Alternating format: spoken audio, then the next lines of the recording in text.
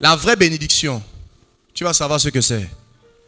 Avant que ça soit la voiture que tu veux là, le travail, le CV que tu veux déposer dans la grande société pour travailler. La bénédiction, c'est d'abord une personne. Et ensuite la bénédiction, ce sont des œuvres que cette personne fait pour toi. Alléluia. Très rapidement, nous sommes dans le livre, n'est-ce pas, de Genèse chapitre 12, le verset 3. Je vais être très rapide, hein. Je veux lire en rafale. Je veux lire Genèse chapitre 12, verset 3. Je bénirai ceux qui te béniront et je maudirai ceux qui te maudiront. Et toutes les familles de la terre seront bénies en toi. Ici, dans le contexte, Dieu parle au patriarche Abraham. Il lui dit que les nations seront bénies en lui. Le chapitre 18, verset 18, la Bible dit « Abraham deviendra certainement une nation grande et puissante, et en lui seront bénies toutes les nations de la terre. » Genèse 22, verset 18 dit également « Toutes les nations de la terre seront bénies en ta postérité, parce que tu as obéi à ma voix. » Dans le livre de la Genèse, on nous présente le patriarche Abraham, et le Seigneur lui dit que toutes les nations de la terre seront bénies en lui. Donc la bénédiction se trouvait en Abraham. Amen. Dans le livre de Galates, au chapitre 3, le verset 8, la Bible dit « Aussi l'Écriture prévoyant que Dieu justifierait les païens par la foi, a d'avance annoncé cette bonne nouvelle à Abraham. Toutes les nations seront bénies en toi. » Alléluia. Pour que les nations soient bénies, il fallait que ces nations, n'est-ce pas, soient bénies en Abraham. Amen. Donc la bénédiction, n'est-ce pas, était la bénédiction d'Abraham.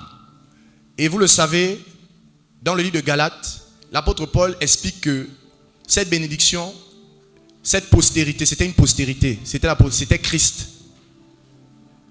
Galates explique que la bénédiction en question d'Abraham se trouvait dans sa postérité, c'est-à-dire au Messie. Et le texte qu'on va prendre tout de suite est assez clair. Actes des Apôtres, chapitre 3, verset 25. Je veux lire Actes des Apôtres, chapitre 3, verset 25. « Vous êtes les fils des prophètes et de l'alliance que Dieu a traitée avec nos pères, en disant à Abraham, toutes les nations de la terre seront bénies en ta postérité. » Donc la postérité ici, c'est Jésus. Le verset 26 dit ceci. « C'est à vous premièrement que Dieu, ayant suscité son serviteur, l'a envoyé pour vous bénir. » Comment? En détournant chacun de vous de ses iniquités. Voici la bénédiction. Le Messie devait venir, première chose, te détourner de tes péchés. C'est ça la bénédiction. La bénédiction se trouve dans le Messie. Et elle commence par le fait de te détourner d'abord de tes péchés. Et tu dois le savoir. Le fait d'être détourné de tes péchés, d'être délivré, n'est-ce pas, de la pratique du péché, c'est une bénédiction. Voici ce que d'abord le Messie est venu faire. Ensuite le reste. Alléluia. Donc sois béni, sois délivré de toutes tes iniquités. Que tes iniquités soient effacées. Que tes iniquités soient effacées. Alléluia.